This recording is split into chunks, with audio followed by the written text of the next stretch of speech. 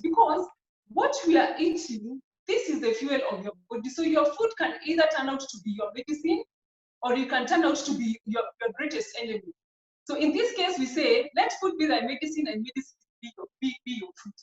We must practice what we call mindful eating for a mindful life. We must try as much as possible to be your own doctor. Being your own doctor means that you not do a fad diet.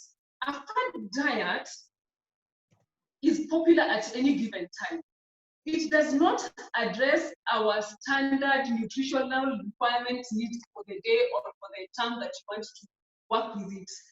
Secondly, it promises you unreasonable fast weight loss that you cannot sustain.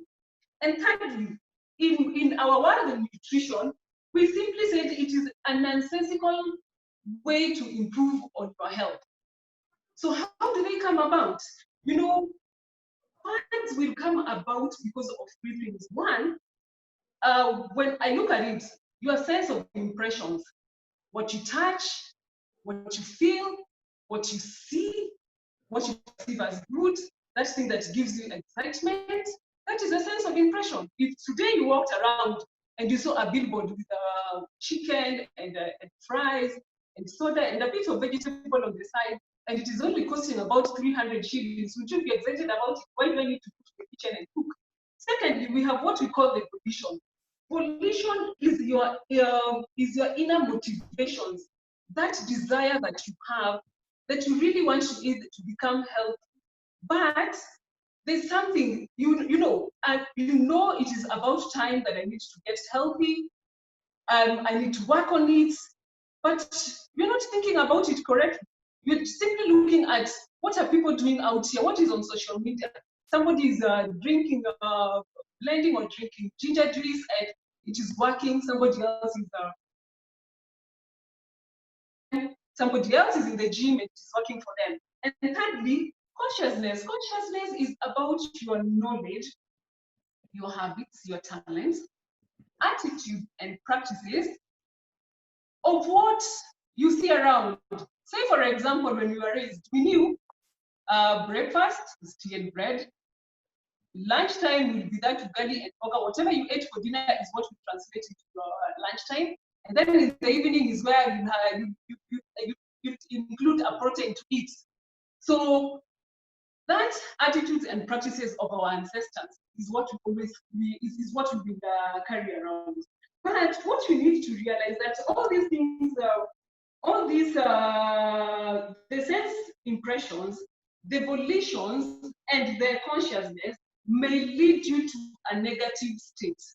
A negative state simply means that you're going to decide what you're going to put into your mouth, what goes into your body, and how it's going to affect you.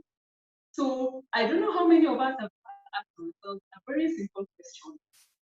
What I'm eating, is it affecting my mood? Is it affecting my happiness?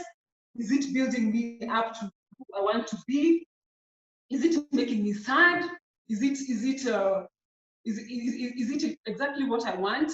Say, for example, if today we serve something on buffet, I always see there's vegetables on the side, the proteins, the starch, the cakes and the sweets all lumped together. I take my time to look at how people are going to serve their food. People get so excited about proteins. People will get so excited about the starch. People will get so excited about the cakes and the sweets. Simply because our minds are wired in such a way that we get so excited with anything that is high in sugar, high in fats, high in salt. It gives you that, it's like an addiction. You get excited about it. If I told you today that I'm going to prescribe a diet where you'll only be drinking water or eating cucumbers and lettuce, all those foods that are bland and they have no sugar, I don't think you'd be a very happy person. You just be like, oh, you guys, this is what you prepared for me. I'm not getting excited, But say, for example, you walked in and you found that you're frying chicken. Everybody gets excited. Oh, man, what are you cooking? You're making chicken. Oh, what is that smell? So that is exactly what might lead, what leads us into fads which become trendy. So the reason why fads will never work out, or all these trends that you keep seeing going on the internet, is because, one, they do not address your issues of either being overweight or obese, because for it, the way we look at it, you're suffering within your body, but you're not keeping away from that thing that is making you suffer, which will end up to be your food. Secondly, the fat diet will not help you beat your overeating habit. Because one, what do we do? I'll see the food, I might be eating healthy, but I am overeating. So you want to have a good breakfast in the morning, it is balanced. At 10 o'clock, you're not hungry, you're pumping something again. By 1 o'clock, you're eating your lunch. At 3 p.m., again, you're pumping in something, you have a dinner, and you even have a cup of tea before you sleep. You could be eating the right foods, but you are overeating. And simply because in your conscience, you know you're doing the right thing, but you have not trained your body, you have not trained your mind and your stomach to synchronize. Simply, what I'm trying to get to is very simple. Anytime you serve your food on a plate, after a few bites, your stomach will say, I'm full. Because the stomach is not a big bag. But what do? We want to push as much as possible and clear whatever we put on our plate. And then thirdly, facts will never address the truth. The truth of maybe you have problems with your sleeping patterns. It will not address the truth about your body size, your body shape, what you need to do, because we all have different demands. We have different type of activities during the day that we need to do. So all those things have to be put in place, and they cannot be answered by the fat diet. So very simple. I'll look at what has the fat diets that have been going on. One, as a nutritionist, I always look at who my competitor is, and my competitor would be anyone who would come up with something that is working. Because at the end of the day, I'd really like to prescribe it to a client. If it actually works, and I know my client can follow it, so why can't I try it myself? So there was a craze about the juicing therapy. I said, okay, since everybody is buying the book, please note the book was 1,000 shillings. It is sent to you online. It is not. It was tailored for everyone. It was not looking at your nutritional needs. Are you working? Do you have a health condition that you need to address? It was just generally cutting across. So fat diets do not take into consideration the type of work that you do, your nutritional requirements that you need, and if at all you need to put it in place, is it even sustainable? So we started with the juicing therapy. So the juicing therapy was very simple. We take our vegetables, we add in our fruits. Tomorrow you are adding a lemon, you add your spices in it. The carrots are in there. So every day you're given something to start with. So on the first day, I said, okay, let me try it. I'm also trying to fight my weight. So I go on the juice therapy. So I say, oh, today is a good fruit day. So I juiced up my greens. So it was the kales, you mix it with the spinach, and there you go. My goodness, the first sip, I almost died out of it because my body rejected it so fast. I asked myself, am I able to drink this thing? I've been told I drink it about 4 liters in a day. And you're not allowed to eat anything else. So I juiced the first day, and I thought, oh, great. And I'm there in the office trying to tell people the way I'm working with this, and I need to see how it works. By about midday, things were not adding up. One, I'd started my bathroom visit. So there's a disclaimer when you're being told this is the way it works. We all want to detox. Please note, your body is wired to detox on its own. That is the reason why you have your liver. That is why your kidneys are there. That's why your skin is there for perspiration. So when you think that you're going to detox using the juicing therapy, it does not work. What actually happens is the juices are going to replace your meals. Then when they're replacing your meals, remember, majority of us would be using a blender or a food processor. So on one side, I'll have my juices which I can separate. And then on the other side of the blender or the sink, I have actually left what is most important that my body will need, and that is the fiber. So what happens in this case? What happens to me? So by about midday, my episode starts. I'm agitated, I'm feeling so sad, and I'm thinking about rice. That is not right. No, I have to win this war.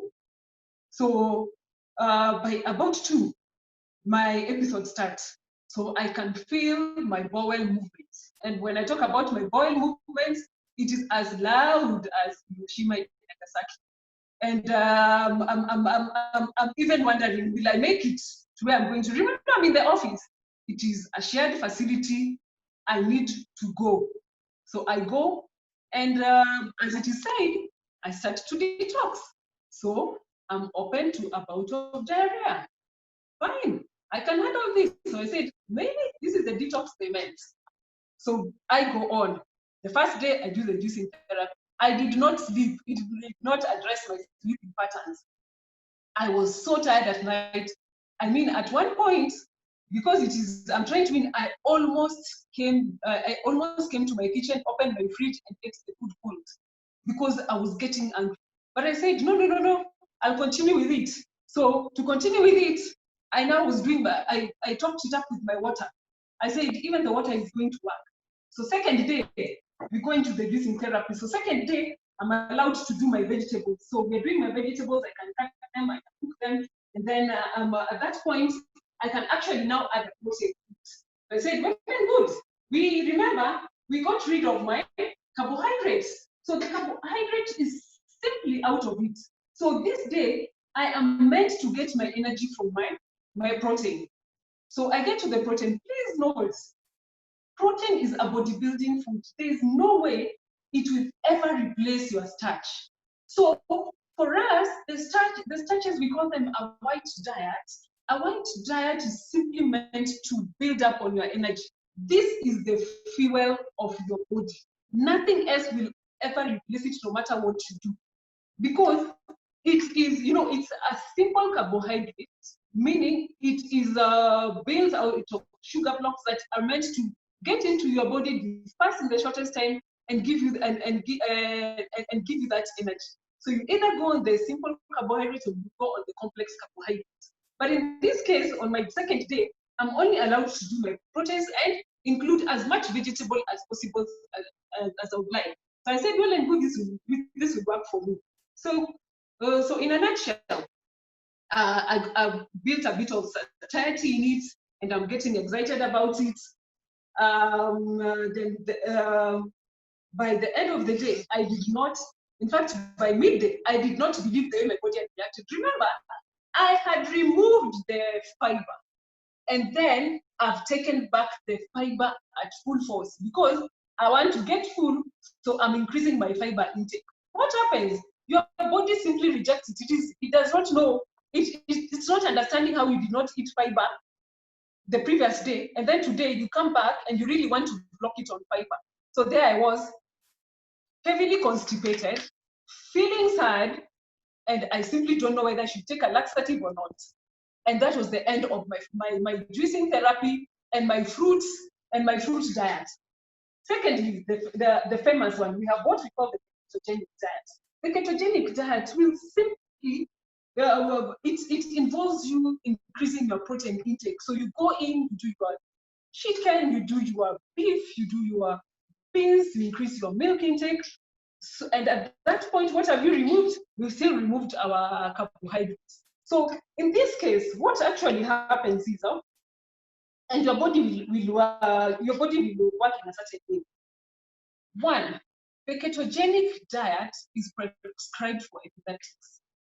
You have seen how epileptics behave and how their bodies react at certain times of the day. So we simply need to reduce the condition in which they are by removing out, by measuring a certain amount of carbohydrate that they take, but we increase their protein intake and their fat intake so that they're able to get the energy more from the fat, and also a little of it will also come from the protein. So when you're working on a ketogenic diet, what happens is you take more of the proteins. When you take in more of the proteins require a lot of energy to be broken down. So that's where you're going to get your energy. But remember, proteins are bodybuilding foods. When it is a bodybuilding food, we are looking at your muscle tissue repair, your epithelial tissues, how they are wired. We get your amino acids from them and all that. But in this case, because we need to get our energy from it, we will be denying some of the function that we get from the protein. So what happens? Because you're not taking your carbohydrates and you're working on your proteins, you start wasting away. Because your body, we say it's mwili inajikula. So at the end of it, people look at you, you look so thin, you're looking good, but, and especially for the ladies, this is the reaction.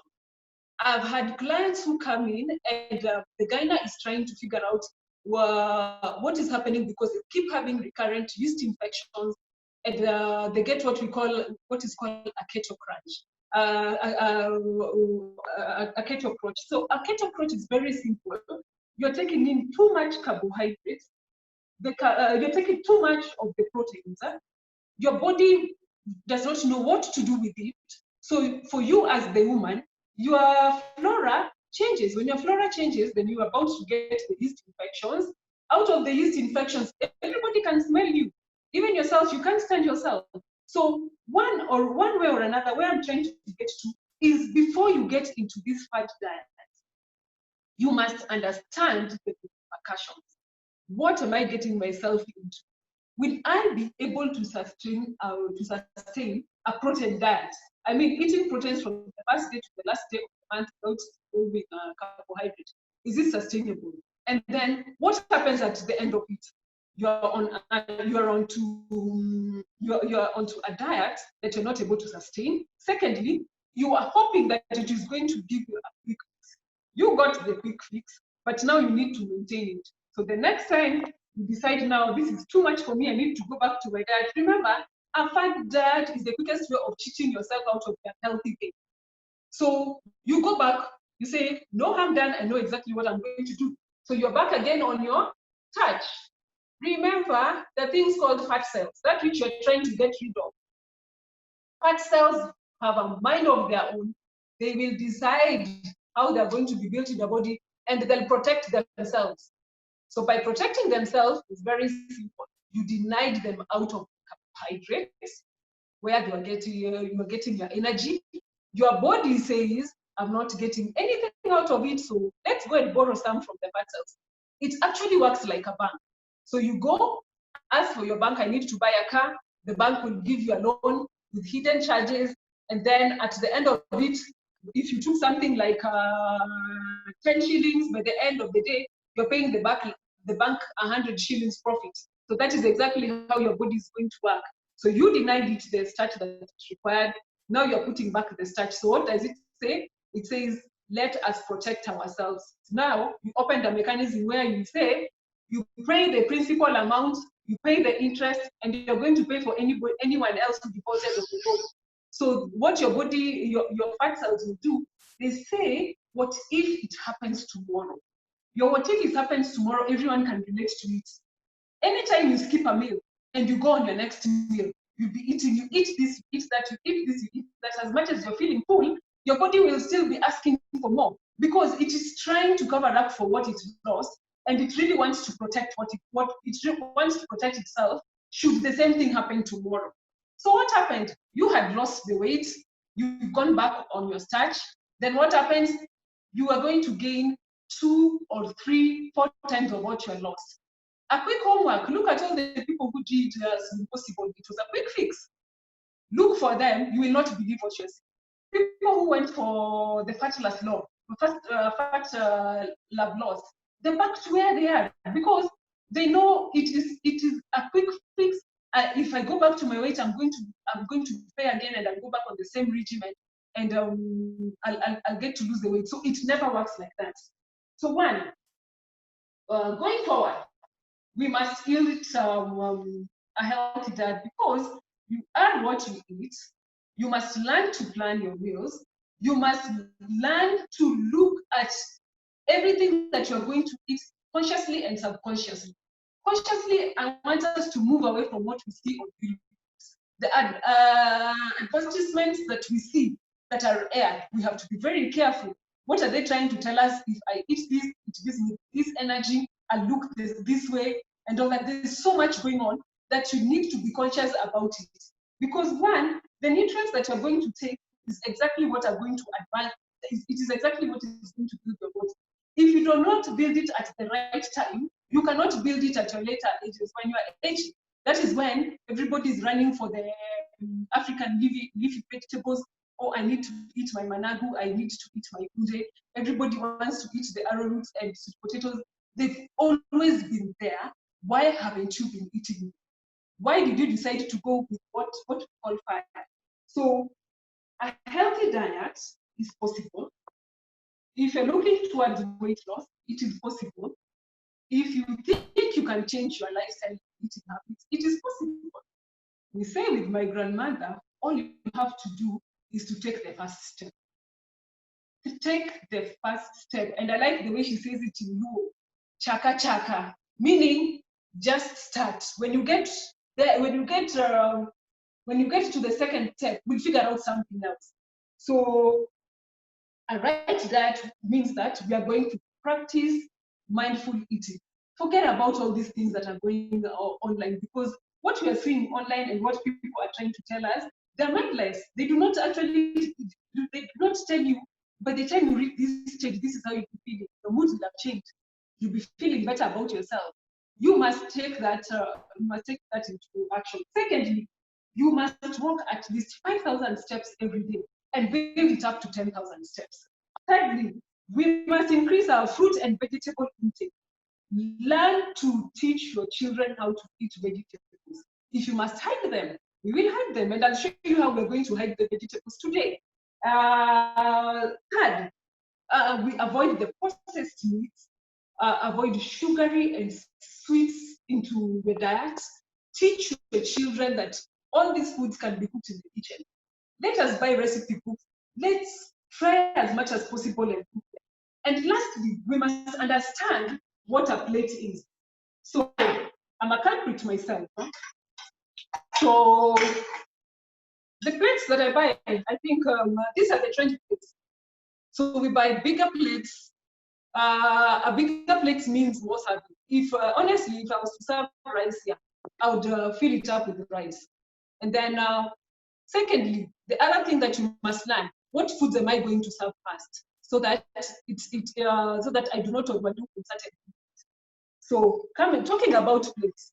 So this is what we call 9-inch plates. The 9-inch plate is the right size plates for your serving. So if you compare the two, you can see the difference. So one is a 12-inch plate. Those are the trendy plates. And then what we have inside, is the 9-inch plate. This is the recommended plates that we've used for our parents used to use in the 60s and 70s. And then we came up and decided that plates need to be wider, they need to be longer, they need to be fashionable in a certain way. So very simple. One, you need to understand your food groups. Your food groups are very simple. We have our proteins. We have our protein. We have our starch. And we have our vegetables. Very simple. Half of that place, feed it with your vegetables, and always have your vegetables first. Please do not make it so hard for you to eat your vegetables, because we tend to imagine the best vegetables are only green.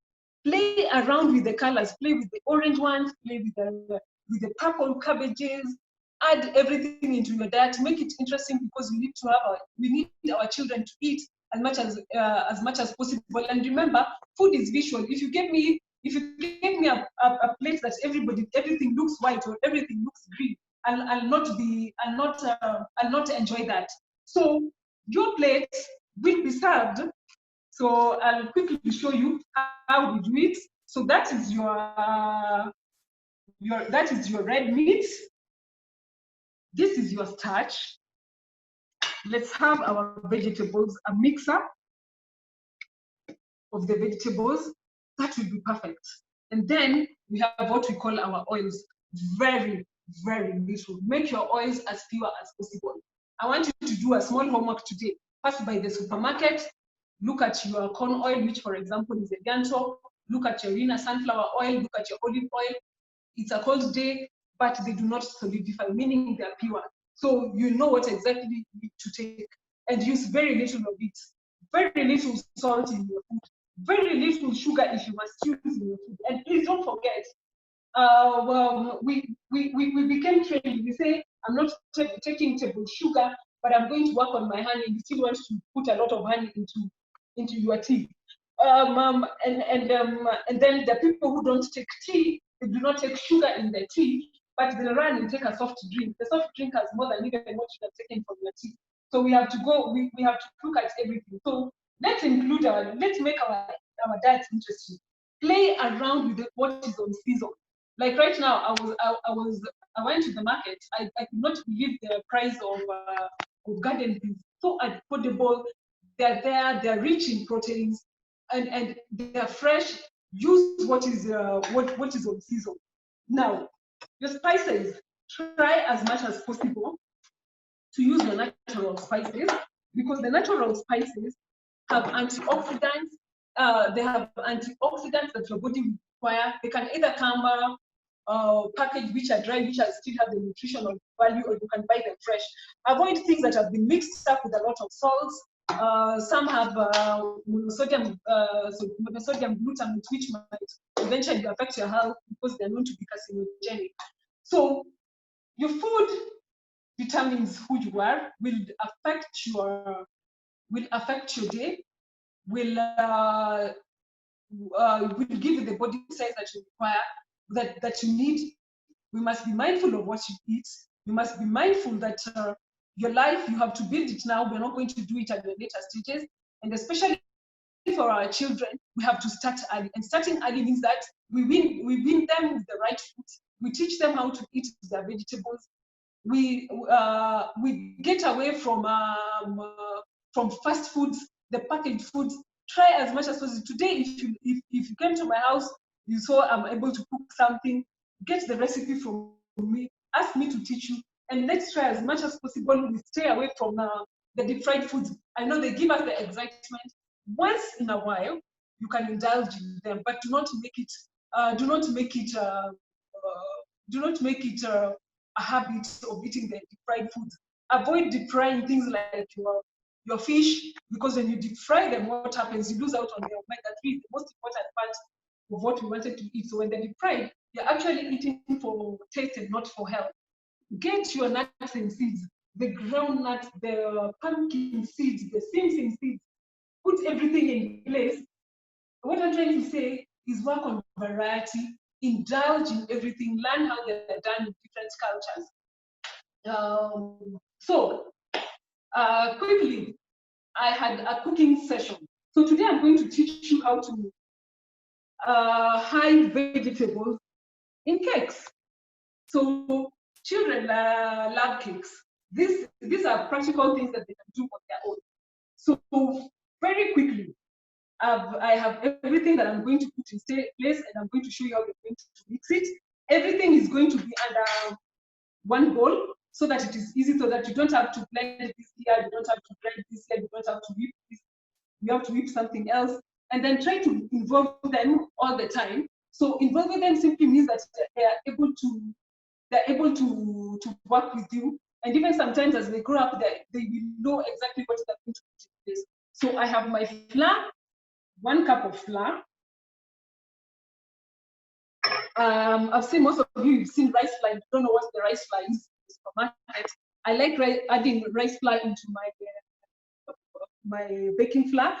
So my rice flour goes in, like 2 teaspoons of the rice flour, and then I have my baking powder. So make sure it is leveled. I have my baking powder with me. I have my sugar. What I usually do with sugar, I'll put very little of it, because I'll put very little of it so that it can give us a bit the taste also, because you also don't want to make cakes that are too flat and don't have a taste. So I'll add my sugar, and then I have what I do. I have a bit of my flavoring, which is I'll add my vanilla essence. If you want some color in it so that they don't look so boring. Remember, kids, food is visual, and kids would like to eat something with a bit of color. And remember, we are also trying to hide in. We're trying to hide the vegetables. So today we are going to use our courgettes. and we are using our favorite butternut, the pumpkin's butternut. You know, most kids don't want to eat the courgette, they don't want to eat butternut. But if you find a way of blending it into something else, they'll be able to eat it. So what we have done, I have boiled and pureed the pumpkin, and then I have grated my courgettes. So do not strain the courgettes, just beat them at this so that you get the cakes to be moist. So what you do is you quickly sieve your flour. You're actually what we call aerating. Then I have my egg at room temperature, put in everything. I have my cooking oil for baking. We're not using buns. We are not using the margarines and the like. So just use your normal cooking oil. So in goes my cooking oil.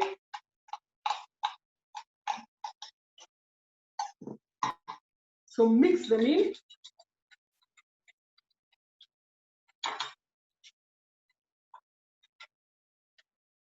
So this is my buttermilk, maziwalala. That is what I use. So I'm trying to make it as healthy as possible.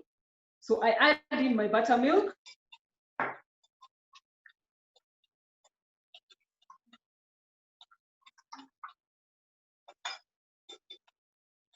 So don't worry, even if it's not mixing up, the mixing will be done in the bowl. So what's next? So I have my flour ready.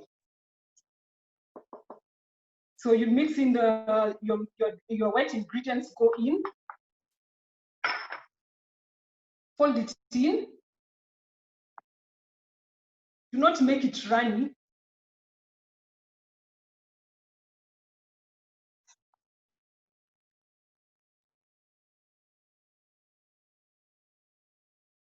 So this is what we are looking for. Fold it in properly, make sure it doesn't have lumps.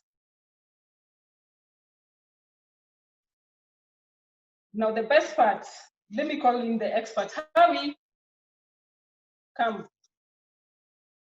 So this is how you involve the children. So Howie is going to mix up, right? Howie. So Howie, say hi to everyone.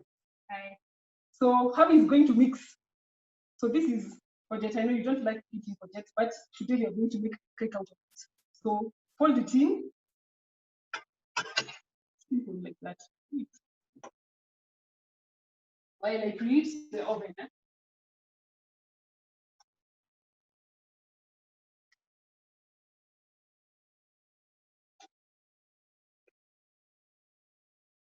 You wanna taste?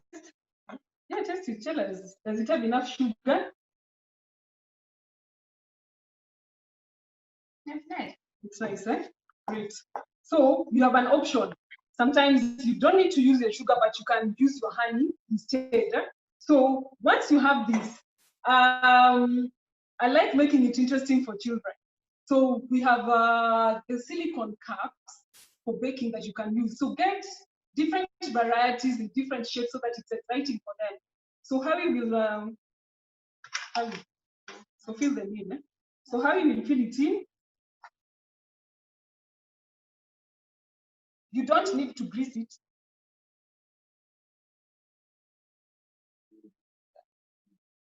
So there we go. So what we have at the end of it, we have the courgette in your cake, and then we have the pumpkin in your cake, all hidden. They will not know, and it takes the shortest time to cook. So into the oven, it'll take about 15 to 20 minutes. You said you preset your oven to the right temperature. How will we do the testing for you? So we had something that we already prepared. So this is so one thing that we did is very simple.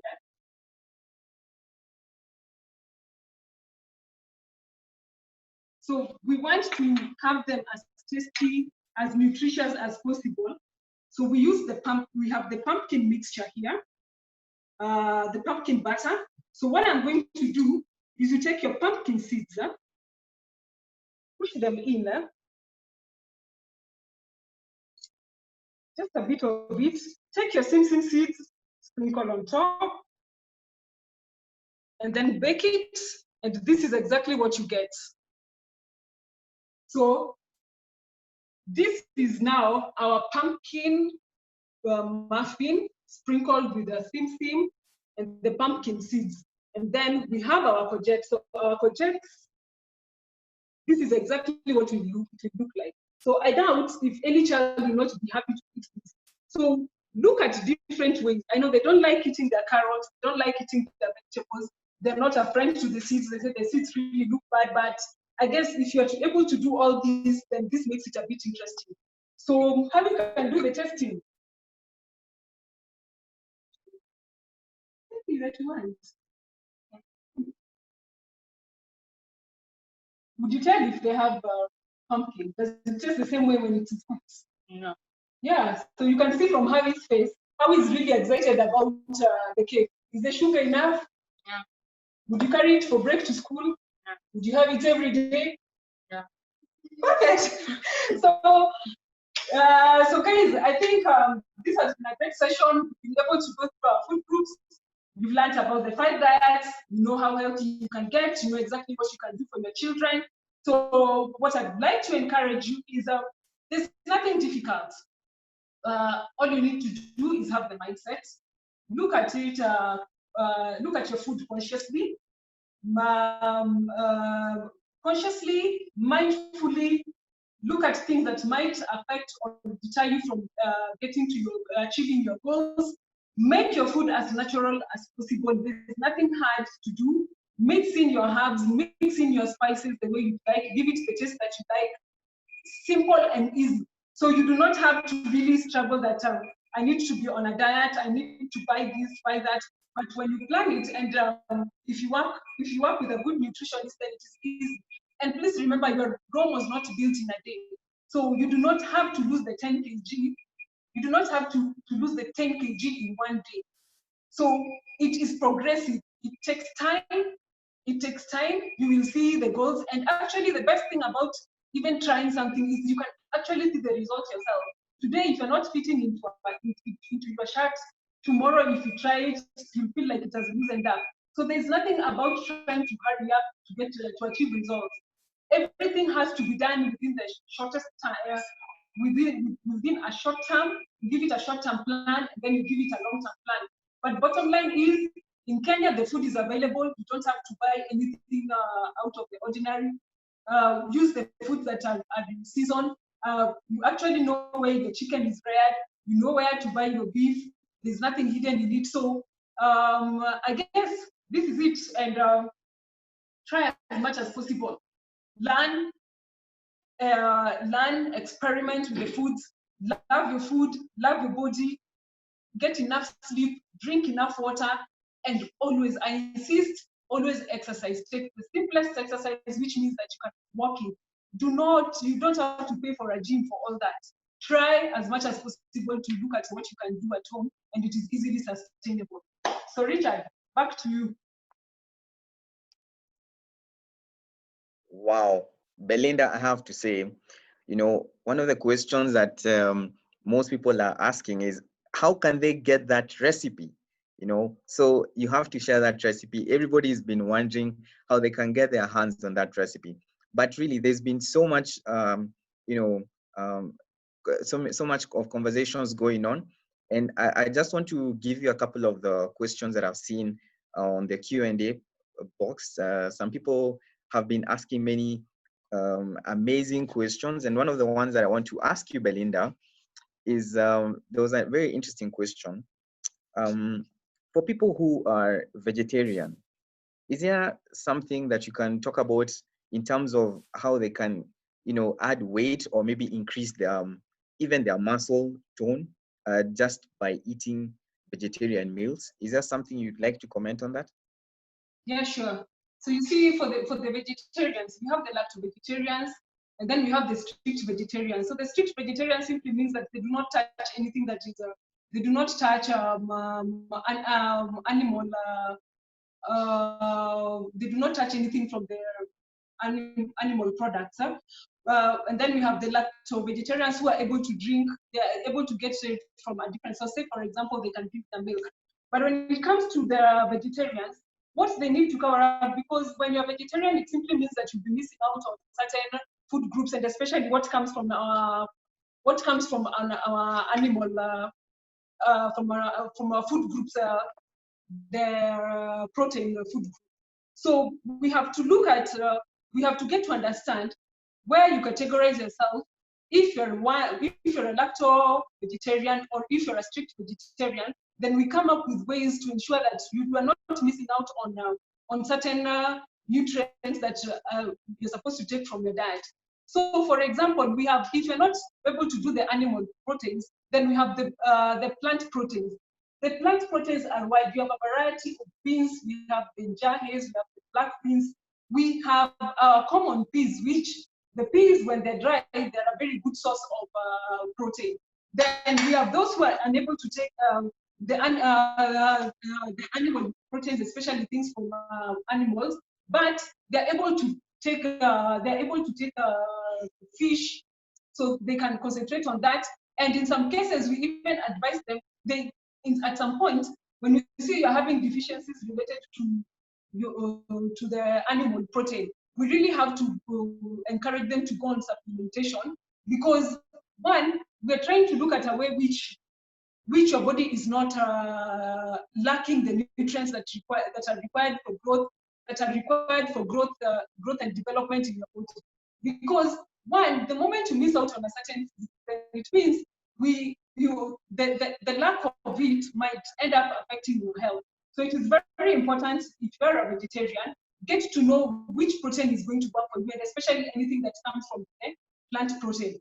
Make sure you have a balanced diet, 3 balanced meals in a day, and they must all have your plant proteins. Say, for example, there's the common lentils, kamande. It is one that should never miss in our diets, and especially for the vegetarians, because it is a very rich source of iron. And you see, what we are getting from the animal protein, we're looking for the iron, we're looking for the folic in it.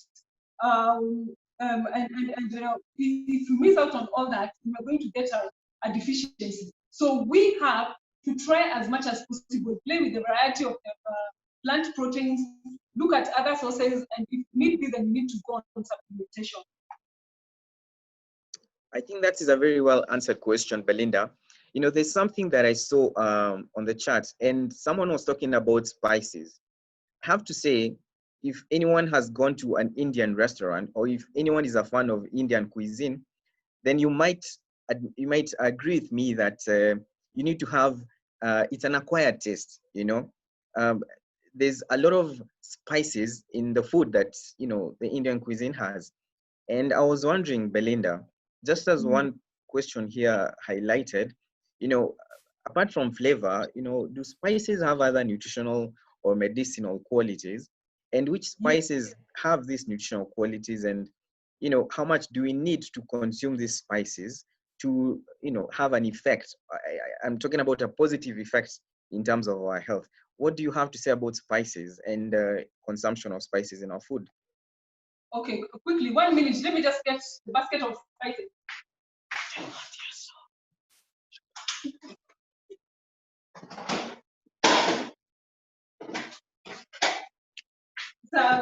So this is the Belinda for you.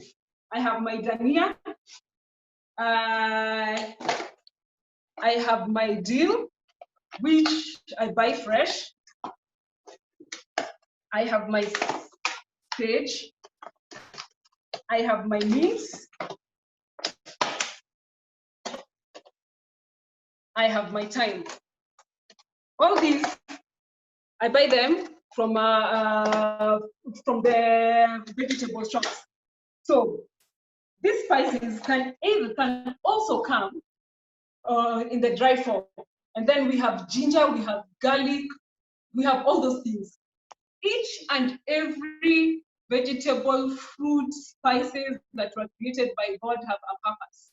So other than them adding the flavor into our food, they have different functions. For example, if you have a migraine or if you have a migraine or a headache, if you take a bit of mint, boil it with your water, drink it up.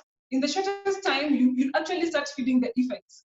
It actually now, for me, since I suffer a lot from migraines, I discovered when I do my mint tea, it actually helps with giving with the relaxing and keeping away the migraines. And then we have things like dill. Dill for us has always been known. Dill for us is very good for people who are hypertensive. So you add it because when the spices that you have, the ginger, the garlic, name them from the bulbs of the leaves and the seeds, they have an anti-inflammatory effects in our bodies. So they keep away the disease, they keep away diseases, they build up on our immunities. You do not need to use them in large quantity. Unlike using what has already been processed, for example, what we get in powder form, which we add to enhance the taste and all that. They have monosodium glutamate.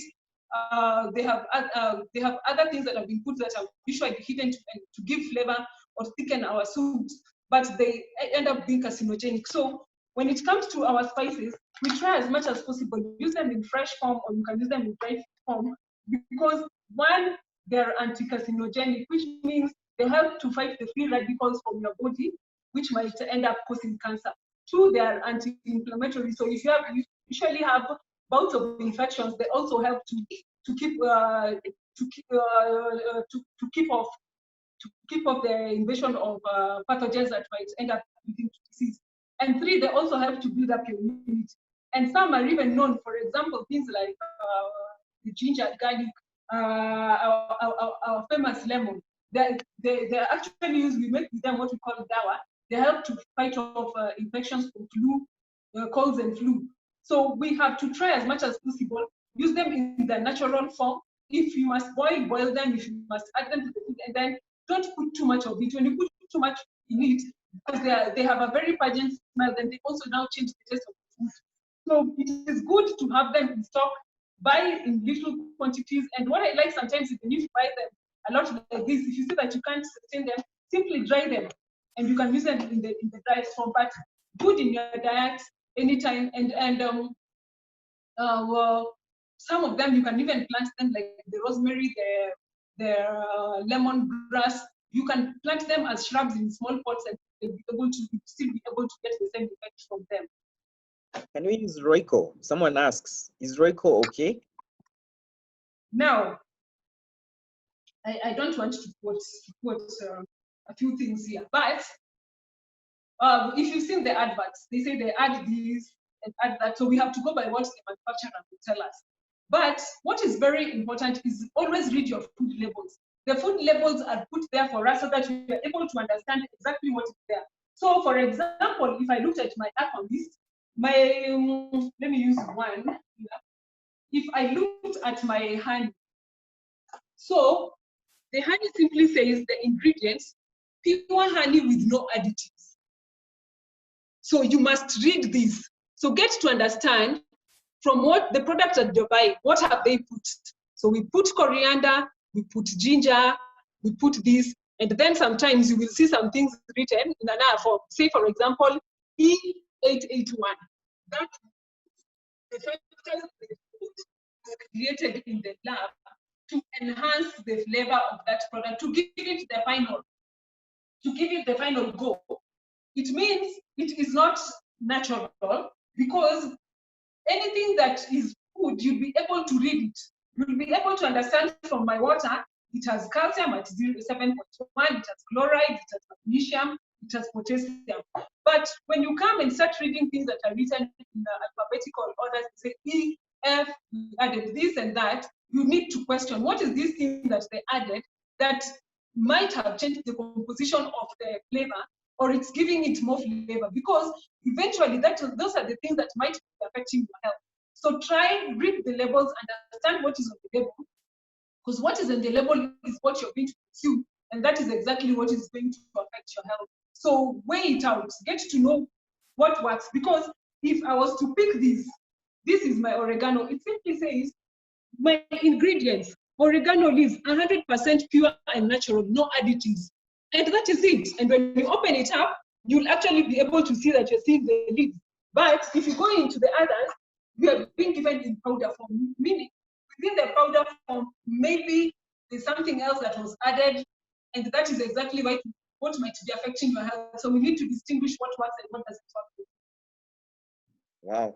I think that's a very important point, because most of the time, I mean, whoever goes back to take a look at the label and just take a look at the listed items in of ingredients in whatever it is we're buying, I don't think we really do that. I think it's a very important point to highlight, because it's something that most of us probably never do. Now, there's someone who had asked a question about a group of friends or family members who are diabetic, and they have stopped taking medication and are now taking proteins and vitamins. From a medical perspective, please allow me to let you know that diabetes is a very serious illness. And despite the fact that you need to have nutritional oversight and coaching, it's still very, very important for them to still maintain the medication that they are on. So I would recommend that if there's anyone, those people in that group that please ask them to get a review from their doctor so that they can be placed on a specific regimen to allow them manage diabetes. Because diabetes is an extremely serious illness, which does not only require you to have a nutritional coaching, but also needs you to be on a very specific medication or a regimen of treatment. So please ask them to get back on that for better health outcomes. Now, I would like to thank you so much, Belinda, and I'd like to thank all the participants of this webinar. It has been a very informative webinar. There's been amazing feedback from the conversations that we have had from everyone who made time to join us. And Belinda, many people are asking how they can reach you and get in touch with you.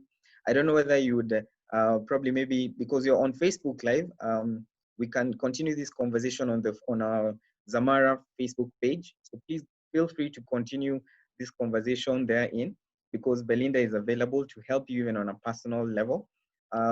We would like to end this session now due to the time that we have allocated. Thank you everyone for participating, for all those who took time, and also for all those who were able to help us arrange and organize this.